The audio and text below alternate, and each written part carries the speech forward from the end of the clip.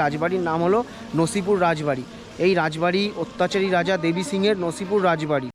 এই পশ্চিমবঙ্গে যত জেলা রয়েছে তার মধ্যে মুর্শিদাবাদ আজও সবথেকে বেশি ইতিহাস বহন করে চলেছে। আগের ভিডিওতে আমরা মুর্শিদাবাদের হাজারদুয়ারি প্যালেস ও কাঠগোলাপ বাগান বাড়ি দেখিয়ে এখন চলে আসলাম জগৎ শেঠের বাড়ি।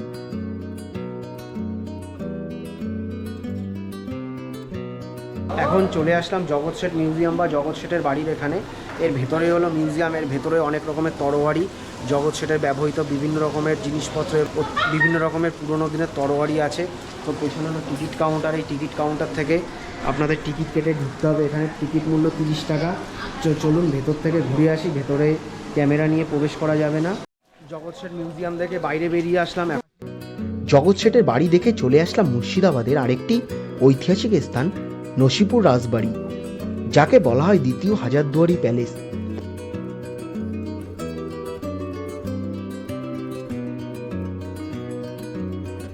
আগে ভালোই বৃষ্টি হলো, তো জল দেখে বুঝতে পারছেন তো রাজবাড়ির নাম হলো নসিপুর রাজবাড়ি। এই রাজবাড়ি অত্যাচারী রাজা দেবী সিংয়ের নসিপুর রাজবাড়ি। এখানে নসিপুর রাজবাড়ির ভেতরে কি কি দেখবেন সেটা এখানে বোর্ডে লিখে দেওয়া রয়েছে। কত সালে স্থাপিত হয়েছে এবং প্রতিষ্ঠাতাকে রাজা দেবী সিংহ, স্থাপিত 1776 খ্রিস্টাব্দে। তো এটা হলো ঢোকার গেট এবং এটা হলো টিকিট কাউন্টার। 20 টাকা করে টিকিট এক একজনের। টিকিট কেটে নিয়ে প্রবেশ করলাম রাজবাড়ির ভেতরে। এই রাজবাড়ির ভেতরে দেখুন নিচের তলাতে এখানে রাজাদের ব্যবহৃত পুরনো দিনের পাইপ, বিভিন্ন রকমের জিনিসপত্র রয়েছে। এখানে দেখুন কিছু কিছু কভার আছে, আলমারি, এবং এখানে দেখুন এটা হচ্ছে স্ট্রাকচার, রাজবাড়ির স্ট্রাকচার। এটা নসিপুর রাজবাড়ির পুরো স্ট্রাকচার আপনারা দেখতে পাচ্ছেন। এই আলমারির মধ্যে রয়েছে তখনকার দিনের বিভিন্ন নথিপত্র ও রাজাদের আমলে ব্যবহৃত বিভিন্ন রকমের ফ্যানেল। তারপরে দেখতে পাচ্ছেন ঝাঁঝরি থেকে শুরু করে এটা হলো তখনকার দিনে সিন্ধুক। এগুলো রাজাদের আমলে ব্যবহৃত সিন্ধুক।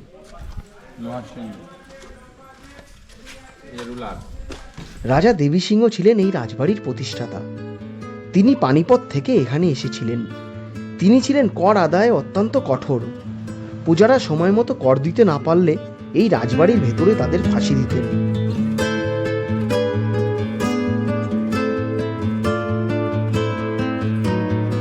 এখন আপনাদেরকে দেখাবো সেই যে ফাঁসির ঘর, যেই ঘরে নীল চাষিরা কর দিতে না পারলে তাদেরকে ফাঁসি দেওয়া হতো, সেই ঘরটি আপনাদেরকে এখন দেখাবো আমি। এই হলো সেই ঘর, যে ঘরটি দেখানোর জন্য আমি আকুল হয়েছিলাম আপনাদেরকে। এই দেখুন, এই ঘরে এই যে শিকল দেখতে পাচ্ছেন, তখনকার দিনের শিকল। এখানে কত লোককে যে ফাঁসি দেওয়া হয়েছে সেই একমাত্র সেই রাজা দেবী সিংই জানত। তো দেখুন এটা হলো সেই ফাঁসির মঞ্চ, এবং এখানে এখানে স্ল্যাব মতো করা রয়েছে। এখানেই সেই লাশগুলোকে নিচে গায়েব করে দেওয়া হতো।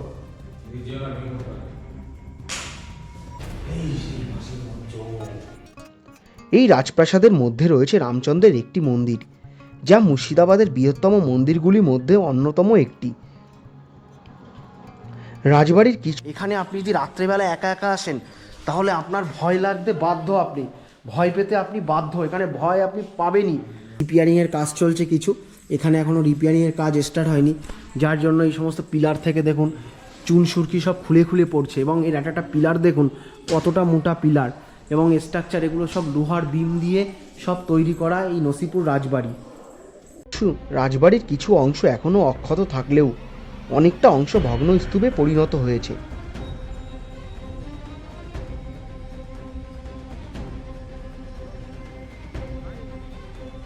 তো এই সেই দেখুন পুরনো রাজবাড়ি, একদম পুরো ভূতের বাড়ির মতো লাগছে, পুরো ভেঙে ভেঙে পড়ছে কাঠ সমস্ত কিছু। এটা রাজবাড়ির আরেকটি অংশ, এটি এখনো পর্যন্ত রিপেয়ার করা হয়নি, সেই রাজার আমলে তৈরি করা। এখনো এটি রিপেয়ারের কোনো কাজ হয়নি, যার জন্য বাড়ি পুরো ভেঙে ভেঙে পড়ছে। দেখুন আপনারা একবার দেখুন, এর মধ্যে ভালো করে লক্ষ্য করলে দেখতে পারবেন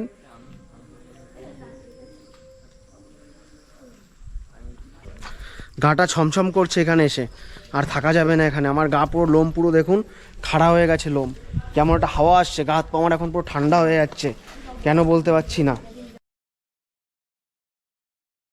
নসিপুর রাজবাড়ির নিচের তলা দেখা হয়ে গেল, এখন উঠবো দোতলা মিউজিয়ামে।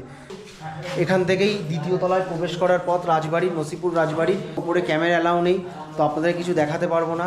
চলুন এখন দোতলার থেকে আমরা দেখে আসি যে দোতলায় কি কি আছে। আমি দাঁড়িয়ে রয়েছি এখন দ্বিতীয় তলাতে।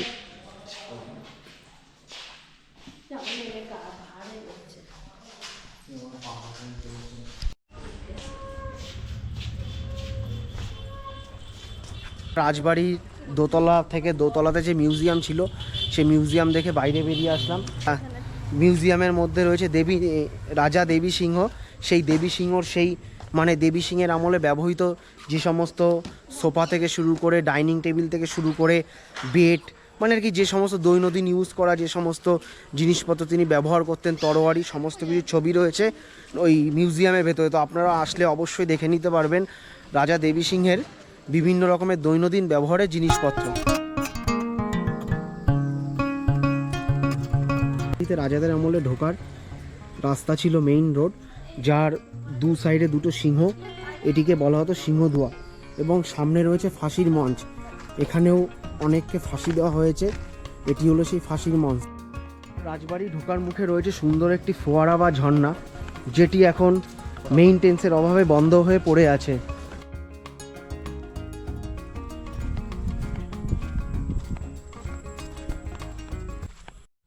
এটাই হলো সেই ফাঁসির মঞ্চ যেখানে ফাঁসি দেওয়া হতো।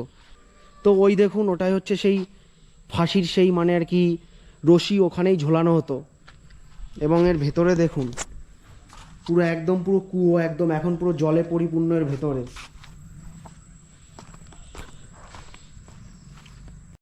এই পশ্চিমবঙ্গে যত জেলা রয়েছে তার মধ্যে মুর্শিদাবাদ আজও সব থেকে বেশি ইতিহাস বহন করে চলেছে। চলে আসলাম নসিপুর আখড়াতে। এদিকে টিকিট কাউন্টার, এক একজনের 20 টাকা করে টিকিট, এবং এই গেট থেকে প্রবেশ করতে হবে নসিপুর আখড়ার ভেতরে। তো এই যে হলো টিকিট। শ্রী শ্রী রঘুনাথজি টেম্পল, ইংরেজরা নবাব সিরাজউদ্দৌলাকে 80 টাকা দামের একটি গাড়ি গিফট করেছিল, সেই গাড়ি রয়েছে এই আখড়ার ভেতরে। এটিকে আমরা মিউজিয়ামও বলতে পারি। নসিব তো রাত হয়ে গেছে, আমাদের প্রায় 6:15 বেজে গেছে এখন ঘুরতে ঘুরতে। তো ওখানে দেখুন এই যে সামনেই রয়েছে নসিপুর রাজবাড়ির সেই নবাবের, ওই যে দূরে রয়েছে সেই নবাবকে গিফট করা 80 টাকা দামের ইংরেজ আমলের গাড়ি।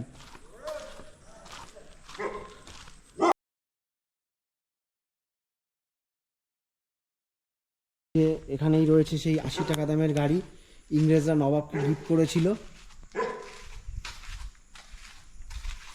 তো এই দেখুন তখনকার দিনের হাঁড়ি কড়াই, দেখুন এই যে কত বড় বড় কড়াই, তখনকার দিনে এতেই রান্না হতো।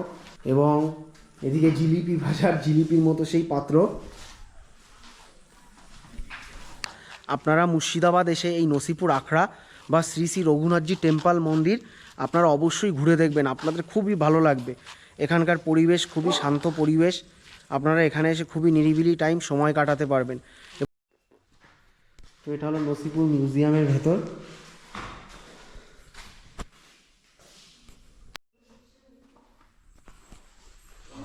তখনকার দিনের দলিলপত্র,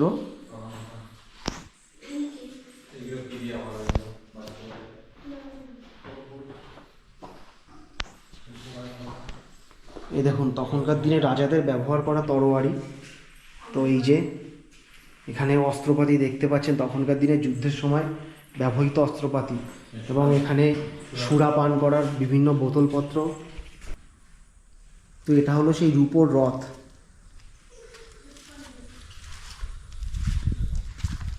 পুরের গান বাজনার জন্য এটা হলো মন্দির।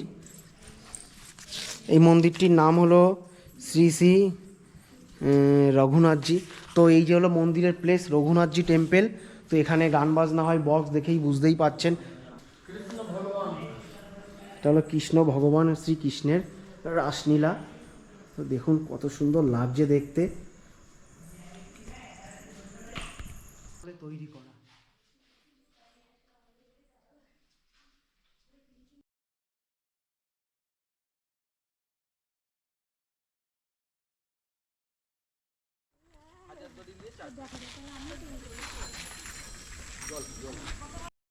এটা হলো মির্জাফরের বাড়ি, মির্জাফরের বাড়ির গেট। তো চলুন এই গেট থেকে একটু ভিতরের দিকে ঢুকবো। এখানে দর্শনার্থীদের, এখানে ট্যুরিস্টদের ঢুকতে দেয় না, ঢোকা বারণ আছে, তবুও সন্ধ্যাবেলা ফাঁকা টাইমে আমরা একটু ঢুকছি। দেখুন এখানে দেওয়া আছে প্রাইভেট পর্যটক প্রবেশ নিষেধ। তো এটা হলো গেট, এবং এই যে এটা হলো মির্জাফরের বাড়ির গেট। পুরো বাড়িটি এখন নেই, বাড়িটি নষ্ট হয়ে গেছে। এর মধ্যে মির্জাফরের বংশধররা বসবাস করে। তো এটা হলো মির্জাফরের বাড়ির গেট, দেখতে পাচ্ছেন আপনারা।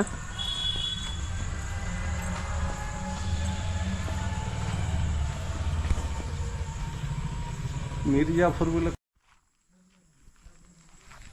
এটা হলো মির্জাফর ও তার পরিবারের পুরো 1100 কবর। এখন 7টা বেজে গেছে, এখন বন্ধ হয়ে গেছে। তো ভেতরে প্রবেশ করতে গেলে 10 টাকা করে টিকিট লাগবে, এবং আপনারা গাইড নিয়ে নিতে পারবেন এখান থেকে। কিন্তু 6টার আগে আসতে হবে, তবে আপনারা ভেতরে ঢুকতে পারবেন। 6টার আগে আসলে আপনারা ভেতরে ঢুকতে পারবেন। তো চলুন এখন যাব নেক্সট মতিঝিল আছে, মতিঝিলের ওইখানে।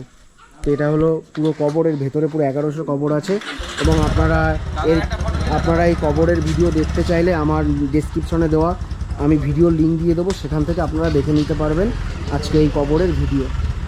আমি এখন যেখানে দাঁড়িয়ে আছি এটা হলো মুর্শিদ কুলি খাঁর মেয়ে আদিমুন্নিসা বেগমের কবর, জ্যান্ত কবর। তো এই যে মুর্শিদ কুলি খাঁর যে মেয়ে, সে বাচ্চা ছেলেদের কলিজা খেত। তার একটা রোগ হয়েছিল, যক্ষা টাইপের একটা রোগ। সেই রোগ থেকে তাকে বাঁচাতে গেলে তাকে কি করতে হতো, বাচ্চা ছেলেদের কলিজা প্রত্যেক দিন এনে দিতে হতো। তো যখন এই কলিজা এনে দিতে দিতে পরিবারের লোকজনরা অধৈর্য হয়ে গেল, পরিবারের লোকজনরা যখন দেখলো আর কলিজা আনা যাচ্ছে না, তখন তাকে কি করলো, এর ভেতরেই জ্যান্ত কবর দিয়ে দিল। তো এটা পুরোটা যা দেখতে পাচ্ছেন এটা হলো তারই একমাত্র কবর। এর ভেতরে প্রবেশ করতে দেয় না, দিনের বেলা হয়তো প্রবেশ করতে দেয়, কিন্তু এখন রাত হয়ে গেছে বলে এটা পুরোপুরি বন্ধ আছে। তো কোনটা ওই যে ওইটা আরবি ভাষাতে লেখা, তো আরবি ভাষাতে ওখানে কি যেন লেখা আছে, ভালো করে বোঝা যাচ্ছে না, এখন অন্ধকার হয়ে গেছে। তো আমাদের এই দাদা, টোটোতে করে আমরা এসেছি দাদার সাথে। তো দাদা খুবই ভালো, আমাদের সমস্ত কিছু জায়গা দাঁড়িয়ে দাঁড়িয়ে আমাদের দেখাচ্ছে। দাদা তোমার নামটা কি দাদা? আমার নাম বিশ্বজিৎ ঘোষ। তো তোমার কন্ট্যাক্ট নাম্বারটা একটু বলে দাও, লোকে যারা মুর্শিদাবাদে ঘুরতে আসবে তারা তোমাকে যদি কেউ কন্ট্যাক্ট করে নেয় আমার ভিডিও দেখে। 62 95 40 41 72। তো এটা হলো দাদার কন্ট্যাক্ট নাম্বার দিয়ে দিয়েছি। আপনারা যদি কেউ মুর্শিদাবাদে ঘুরতে আসেন তো মুর্শিদাবাদ স্টেশনে নেমে দাদাকে ডাইরেক্ট কল করে নিতে পারবেন। দাদা খুবই ভালোভাবে আপনাদেরকে ঘোরাবে, কারণ আমি আমার নিজের এক্সপিরিয়েন্স থেকে বলছি। ওখানে যতজন লোক ছিল তার মধ্যে থেকে দাদাকে আমার সত্যি খুব ভালো লেগেছে। দাদা পুরো একদম খুঁটিয়ে আমাদের সমস্ত কিছু ঘুরে ঘুরে দেখাচ্ছে। মুর্শিদাবাদের লালবাগ শহর দেখতে দেখতে এগিয়ে চললাম মতিঝিল পার্কের দিকে।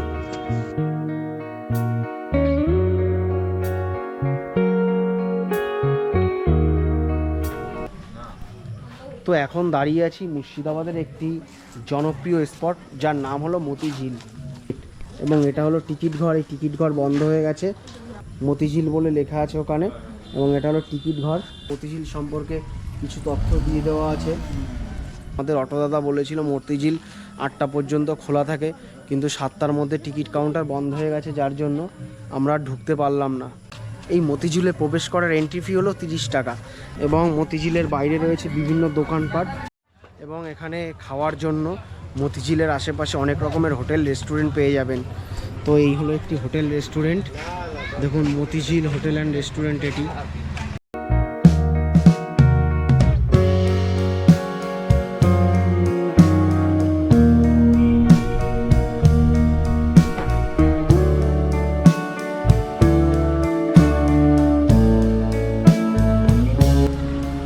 ফ্যামিলির বাড়ি, এটা এটা বংশধর।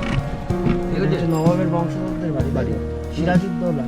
হ্যাঁ, ওনার বংশধর এখানে এখনো থাকে। ঠিক আছে, ওনার বংশধরের এখনো 100 বছর বয়স। ওরা ঘড়ি ঘন্টা 8টা বাজলে এখনো ঘন্টা বাজছে। ওই কটা বাজছে? 8:30 আর কিছুক্ষণ 8টার মধ্যে 8খানা ঘন্টা বাজছে। Automatic system. এখনো লালবাগ শহরে আওয়াজ পাওয়া যায়, তামা পিতল সব রকম দিয়ে বাজানো। বিশাল ওয়েট ওই পিতলের ওইটা। এটা তো সেই পার্ক।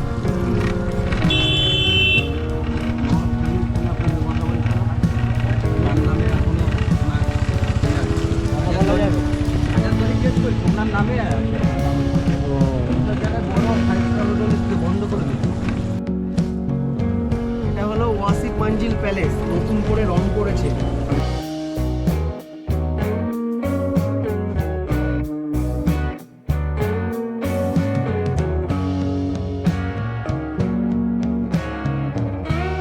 তো এখন ঘুরে চলে আসলাম আমাদের সেই ঘরের সামনে। হাজারদুয়ারির পাশে যে ইমামবাড়া রয়েছে, সেই ইমামবাড়াতে কম বেশি এখনও ঘোড়ার আওয়াজ এবং ঘোড়ার খুঁড়ের আওয়াজ এবং মেয়েদের নুপুরের শব্দ শোনা যায়। আমাদের টোটোর ড্রাইভার দাদা সে কথা বলছিল। উনি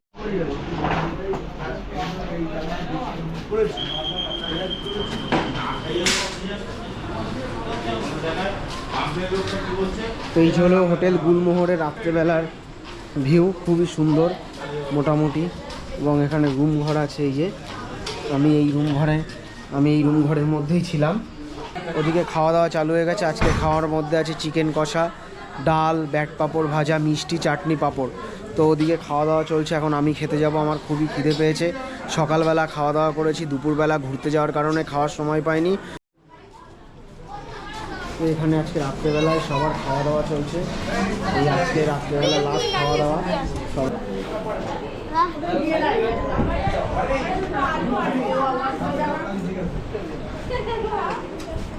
এখন সময় হয়ে গেছে রাত 10:36। আমরা এখন মুর্শিদাবাদের এখান থেকে বেরিয়ে যাব সোজা আমাদের বাড়ির দিকে। তো আমাদের এই ঘোড়ার ট্যুর, আমাদের এই ঘোড়ার পর্ব এখানেই কমপ্লিট হলো এবং আমরা কালকে সকালের মধ্যে আমরা বাড়ি পৌঁছে যাব। আমাদের গাড়ি স্টার্ট করে দিয়েছি আমরা, চলুন এখন যাওয়া যাক। তো রাত্রেবেলার হাজারদুয়ারি প্যালেস দেখে নিন, রাত্রেবেলাকার দৃশ্য। পুরো প্যালেসের চারিদিকে পুরো আলোয়, প্যালেসের চারিদিক পুরো আলোয় সুসজ্জিত।